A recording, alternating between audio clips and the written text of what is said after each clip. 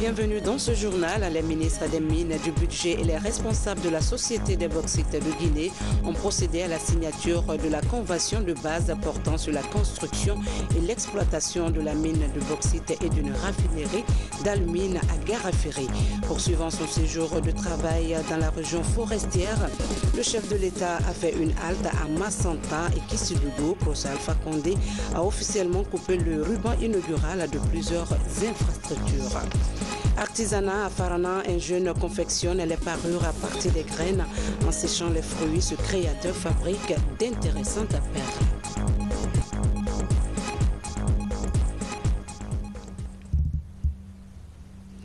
Mesdames et messieurs, bonsoir. Merci de nous choisir pour vous informer. Au cours de son séjour de travail en région forestière, le président de la République a procédé à l'inauguration de plusieurs ouvrages de développement, entre autres le siège de la MUFA et des routes, une valeur ajoutée qui vient contribuer à l'amélioration des conditions de vie de la population de cette localité. Compte rendu, Ibrahima Keita.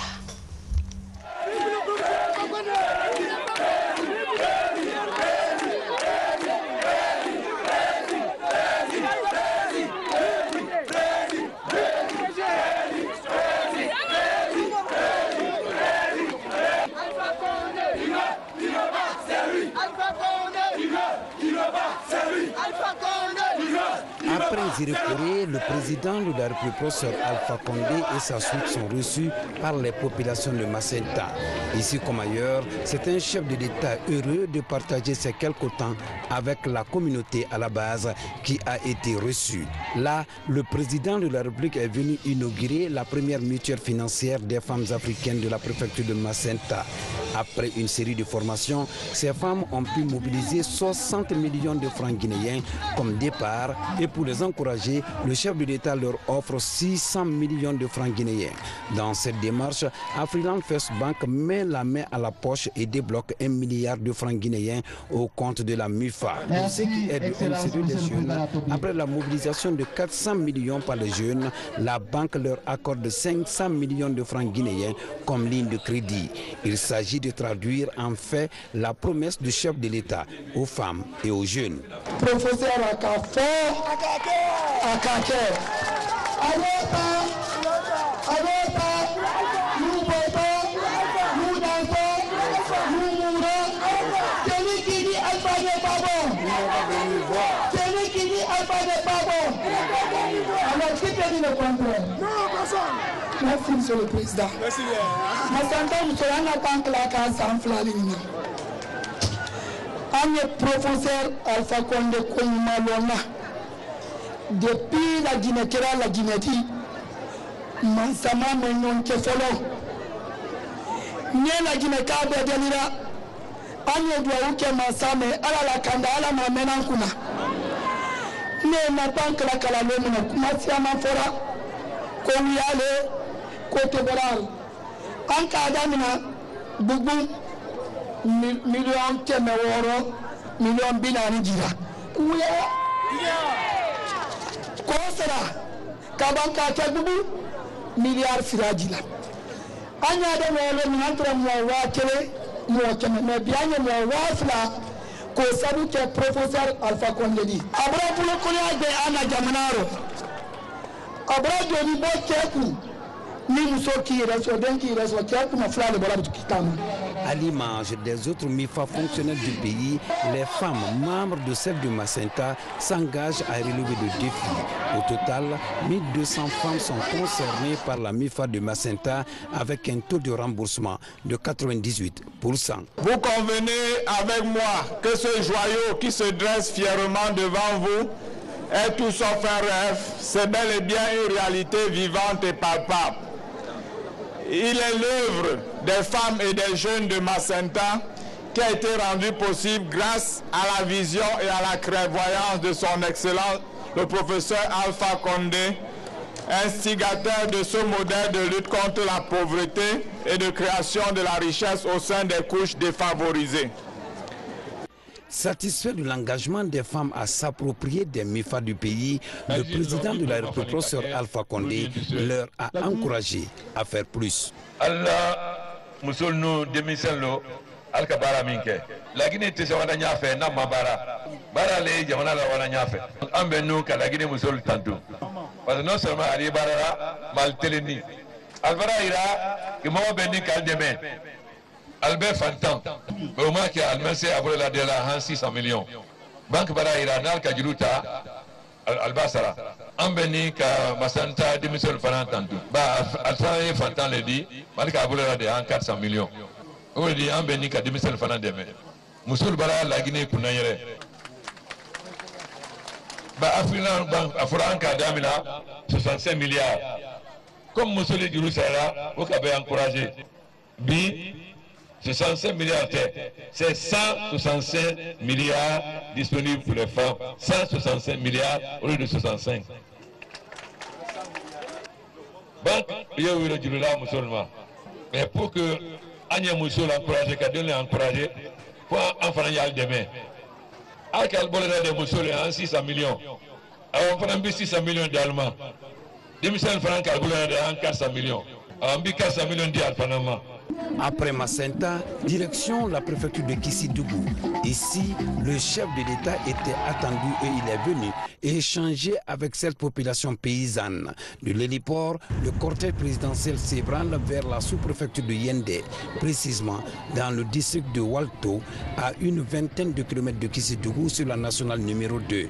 Longtemps classé parmi les plus mauvaises routes du pays, le tronçon Kissidougou-Kikidou, avec une distance de 80 km, est aujourd'hui praticable en toute saison grâce au partenariat Union européenne et gouvernement guinéen. Une action qui s'ajoute à plusieurs autres telles que la promotion du secteur agricole, les réalisations d'infrastructures immobilières et routières, l'éclairage public de tous les chefs-lieux des 12 sous-préfectures de Kissidougou et la commune urbaine par des lampadaires. La réalisation de plusieurs forages dans les districts et certaines agglomérations. La construction de plusieurs centres de santé et d'écoles modernes. Le désenclavement des zones de production. En plus de la nouvelle route Kissidougou-Kikidou sur la nationale numéro 2, des plateformes de Walto et de Yendé viennent donner une autre image à cette route qui désenclave l'une des plus grandes zones de production du pays. L'aménagement des deux plateformes de Walto qui fait 30 500 mètres carrés, la plateforme de Yendé qui fait 4 400 mètres carrés. En structure de chaussée, vous avez la couche de plateforme, elle fait 30 cm. La couche de fondation en latérite stabilisée, elle fait 20 cm. Ensuite, vous avez la couche de base en 0,315, elle fait 15 cm. Et au-dessus, il y a une plateforme de 10 mètres qui porte la chaussée. Et la chaussée, elle fait 7 mètres, faite en bébé. Le gouvernement et ses partenaires envisagent d'aller loin. Dans les années 2000, c'est la réhabilitation du tronçon Sérédou-Cornembado qui a été réalisée avec l'appui du 9e FED. Aujourd'hui, ce sont des ouvrages d'art et 63 km de route qui sont inaugurés sur le financement du 10e FED. Et je peux dire aussi que les kilomètres manquants ont fait l'objet d'études financées par l'Union européenne qui, nous le savons, ont été mises à profit pour lever les fonds d'autres partenaires pour lesquels la procédure de passation de marché est en cours. On peut dire aujourd'hui que la boucle est presque bouclée pour la RN2. Ce projet a atteint les objectifs attendus du gouvernement, en améliorant non seulement les conditions de vie de nos populations et en facilitant la liaison entre la Guinée forestière et les zones du reste du pays, notamment la capitale Conakry, mais aussi en servant de levier pour la mobilisation de financement du reste du tronçon à travers les fonds arabes. Je veux parler du tronçon à partir de Badala jusqu'à Kondembadou. Dans un langage franc et accessible, le président de la République, le professeur Alpha Condé, a invité ses compatriotes à plus d'engagement pour une Guinée axée sur le développement. Entre les écoles, journée nationale de l'agriculture. La Guinée mais ni fils bien sûr, Guigueruka le séwanité. Pas être la faire, c'est là ici. Maintenant que c'est là, deux couches, ambitieux 60 ou 100 kg là dedans. Maintenant, mais, Yamana, ça y est, la Yoromi, ni qu'à deux couches à tenir main. Ça va s'en aller à Valatien. Voilà que l'année route qui est là, béton bitumé. o sokro ke gone me o de akela sila yeme mais ministre affaires c'est un programme ya mbolo anu banque islamique de développement pour que Tomi Tony ayo franada sila tese kela lokile halwa yi bolo fo sida abimendoni ana yeba mais moi mi ma bara ya san mi lolo wole na California ni make tout le monde démissionne malon ma mo balo alcalon Altra ya première république, altra ya deuxième république. Mi kera kuno sini, mi kera kuno, mi kera bi alkalon. LPG anka fankata 2011. Be kalon jamana trenyami. Sans fil la position kadini gratuite en plus kan kana se barala. Mais ma ka mabara, dinu mi tere jamana kan anka juru boyo. Malheureusement sans fil la ebola nala. Non ni sa wala fil kono ambe sa fora ambara seulement sans ça va. Mais peut-être demi-seulement alors mais mobile kalon. Bara mi barake kabi LPG nala pouvoir anu minkela 50 ans alkalon munkabo mili kumala nalkal bara kunu amina ka bara gbere kan dina sila kenu nalka sila ke kajira don katala do ambi bara gbere ke men munal mauke ayla ka wala foye ni make munal make mais amba kotola anye sili de mafale la kabara kala gine no nyafe mo bal fana albeni ka dilin lali alka kuna sili lo alka kunu lo jamana te wala nyafe na maben na mabdo kelen na ka bo kelen di alka na son cadre ya divisé na ka élection locale ke be la fait ka merdi wala kisiro wala nyafe alka na son cadre sembure o kelero mais mundi est-ce que maire de jamana la tamana na nyafe da bala tama fanje gana député à non présidentiel alka na son cadre basanyona lele le benika ke merdi manika le benika ke merdi kisi le benika ke merdi est-ce que le jamana la wala nyafe jamana te wala nyafe na mbaben mili be yo kela ale altoya alka ke merdi acha la gine wa nyafe. Juste après, le chef de l'État a fait un tour d'honneur, histoire de dire merci à cette population engagée à le soutenir.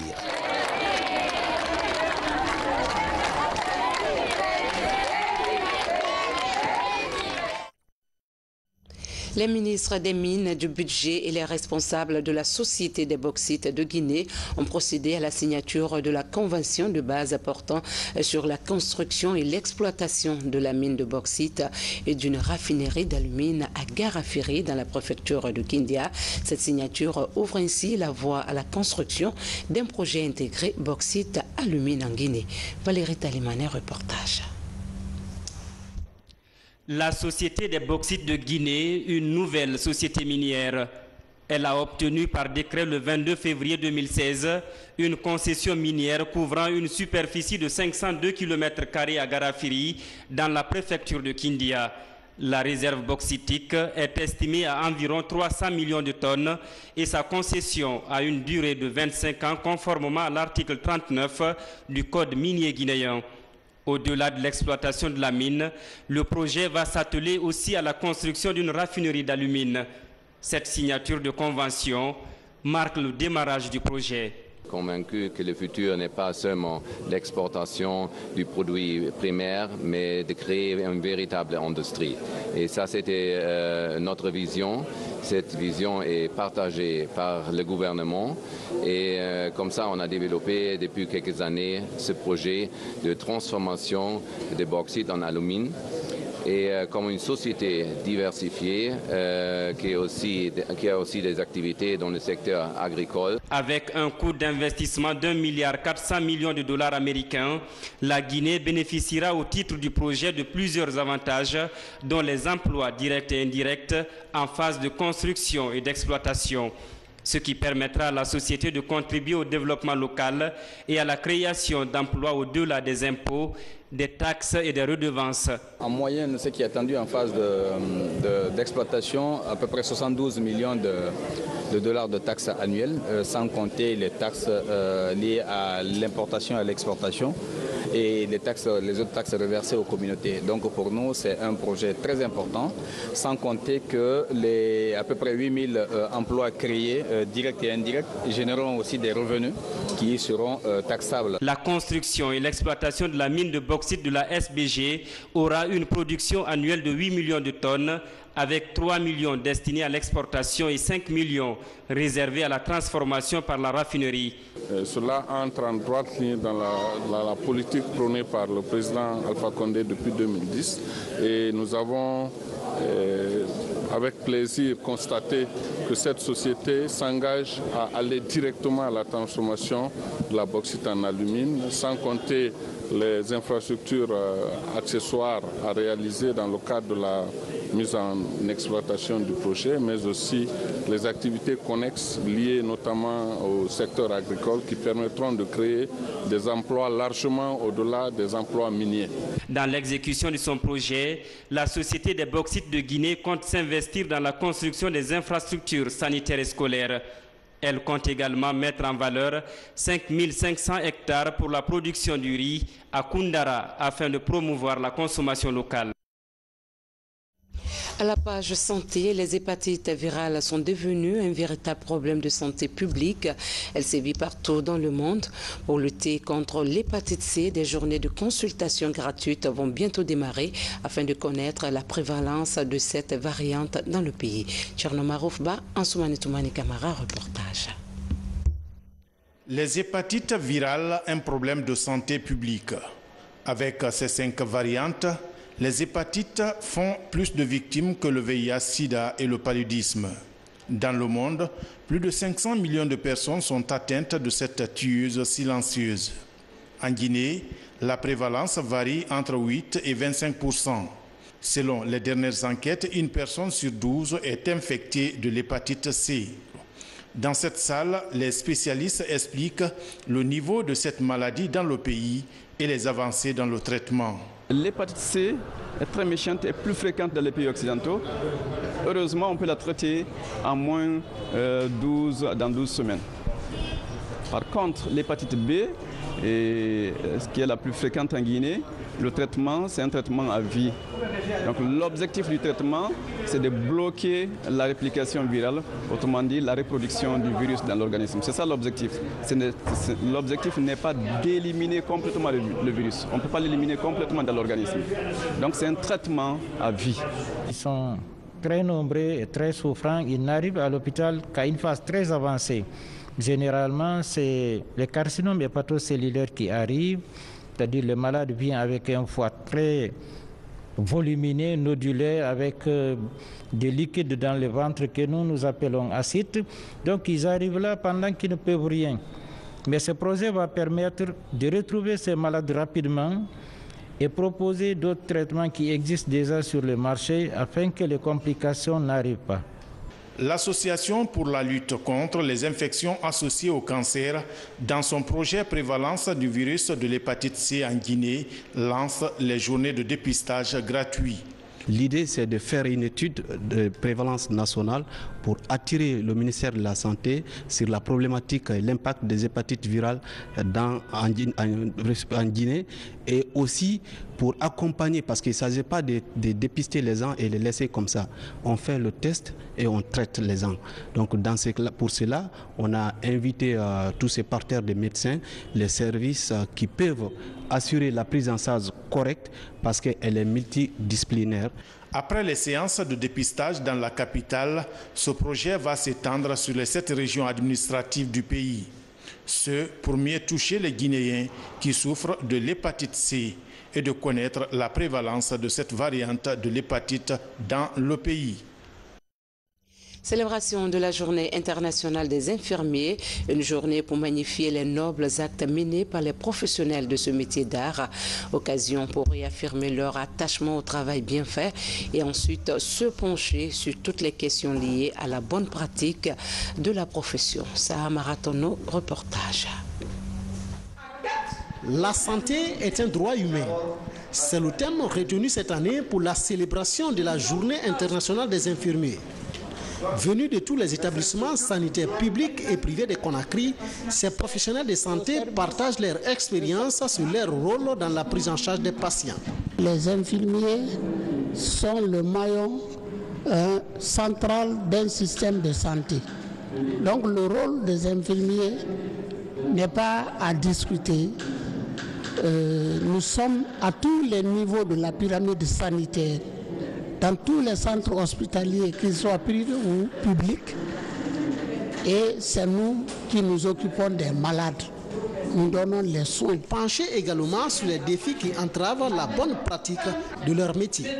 Au niveau des structures de soins, le ministère de la Santé est en train de fournir un grand effort, mais il reste encore des efforts à fournir par rapport aux soins. Donc il faudrait que les infirmiers aient le maximum d'équipements pour pouvoir travailler et dans des conditions vraiment décentes. Il faudrait que les locaux répondent aux normes. Il faudrait que les équipements soient dans les normes. Et il faudrait qu'en plus de tout ça, que les infirmiers bénéficient d'une formation continue au niveau des structures de soins. La Journée internationale des infirmiers a été instituée par les Nations Unies depuis 1992. Elle est célébrée chaque année à l'honneur de Florence Nightingale, britannique de nationalité. Elle fut la première fondatrice d'une école d'infirmiers à Londres en 1960. Depuis cette date, la pratique des soins d'infirmiers est devenue un métier. Les produits guinéens sont appréciés sur le marché américain. Après la tenue de la 9e conférence des femmes à Washington, la Guinée, grâce à l'AGOA, bénéficie de la facilité de commercialisation de ses produits. Maman Aïssata Kamara pour en savoir un peu plus. Ces échantillons de produits guinéens ont été exposés à Washington. Progressivement, le Made in Guinea se fait remarquer sur le marché américain. Grâce à l'accord sur l'AGOA, ces femmes bénéficient des facilités de commercialisation de leur production. Toutes les occasions de rencontre, comme la conférence annuelle des femmes à Washington, sont mises à profit pour booster le savoir-faire guinéen. Ici, les promotrices font le point sur les avancées de la Guinée. Je profite de cette occasion pour lancer un appel aux femmes et aux jeunes de Guinée à se donner les mains pour que AGOA soit une réalité dans notre pays, afin de saisir les occasions pour être compétitifs sur le marché américain, profiter des avantages et faire augmenter les revenus à nos populations pour une Guinée prospère et épanouie. Les représentants des départements ministériels, notamment du ministère de l'Action sociale, saluent les acquis de la participation guinéenne à la foire américaine de Washington. Les autorités sont déterminées à améliorer la compétitivité des produits en provenance de la Guinée. Monsieur le Président de la République œuvre par tous les moyens possibles à sa disposition pour nous aider à aller de l'avant, pour sortir les femmes guinéennes de la pauvreté, pour vendre les produits de l'entrepreneuriat féminin. Des usines vont être mises en place dans notre pays. Alors chacune d'entre nous doit œuvrer de près ou de loin à ce qui est la paix dans notre pays. Fiers de l'attractivité actuelle de leurs produits, ces professionnels d'Africa Femmes Performantes Guinée entendent resserrer les rangs. L'enjeu reste la qualification et la diversification des produits locaux pour mieux les vendre sur les marchés internationaux. Éducation, le temple du savoir à l'Université Générale Lansana Conté de Lambaye a remporté la 2e édition du concours University Challenge. Le concours vise à créer un système d'émulation entre les établissements supérieurs de la capitale.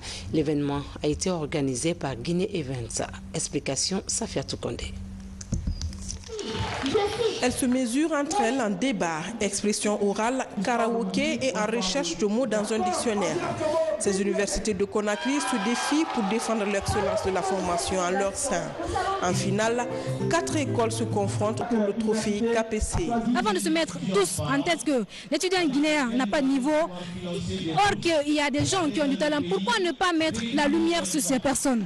C'est ainsi qu'on a décidé de chercher des personnes pour nous accompagner, c'est-à-dire des personnes modèles qui nous aident à accompagner ces étudiants qui brillent dans les universités, à montrer, à faire valoir le talent que ces étudiants ont. Donc c'est ainsi qu'on a commencé. On a compris aujourd'hui que cette structure veut mettre en exergue le talent, le potentiel et la compétence des jeunes Guinéens, des jeunes étudiants guinéens.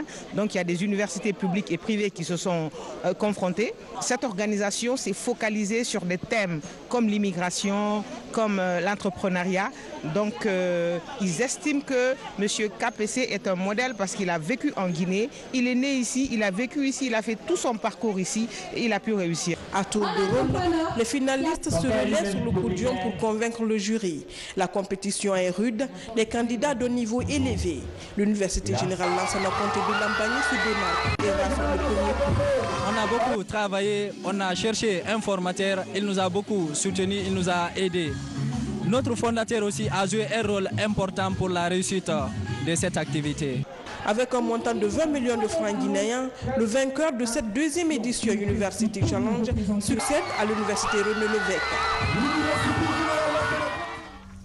Dans la rubrique Guinée en bref, 4 éléments marquent ce soir l'actualité nationale. Dans la commune de Dixine, 3 points de lecture sont inaugurés par l'ambassadeur du Japon en Guinée, tout comme à Koya, 4 clubs de la Commission nationale guinéenne, aussi installés pour promouvoir la culture de la paix dans les établissements d'enseignement public et privé. L'actualité sous forme de télégramme est commentée par Djamokaba.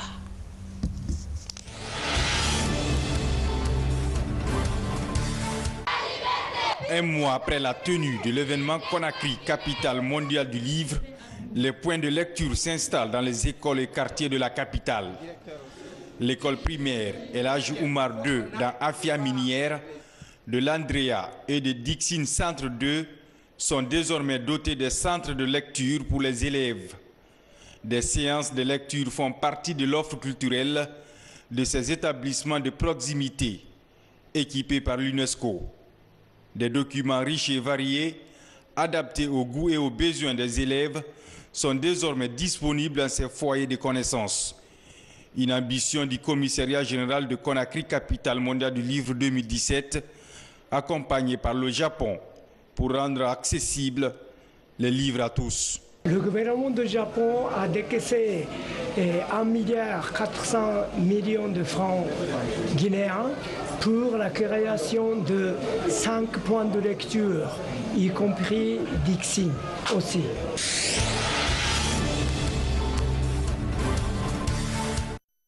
La culture de la paix dans les établissements d'enseignement public et privé du pays. Une ambition de l'enseignement supérieur et de la recherche scientifique. À travers la Commission nationale guinéenne pour l'UNESCO, 4 clubs viennent d'être installés dans la commune urbaine de Koya. Selon les responsables, il faut préparer la jeunesse à la culture de la paix pour que la science soit au service de l'humanité. Le club UNESCO du plateau, le groupe scolaire La Patrie et le groupe scolaire Ternet ont désormais leur structure de l'UNESCO.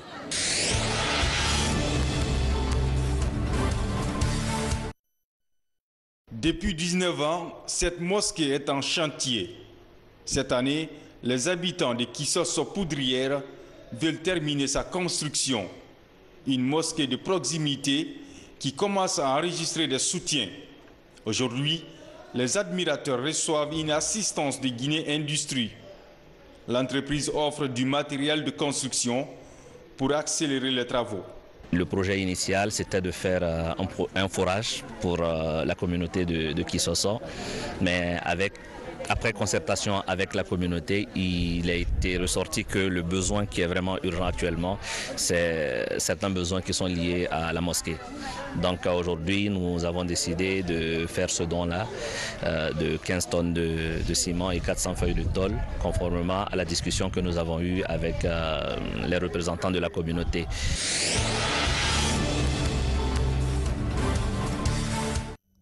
Artisanat, à Farana, un jeune créateur confectionne des parures à partir des graines. Ces graines polies fournissent de merveilleux colliers très appréciés. Safran Terin Koulibaly, Marie-Angélique Bangora. Daouda Keita est spécialiste en confection de graines pour en faire un collier ou des parures.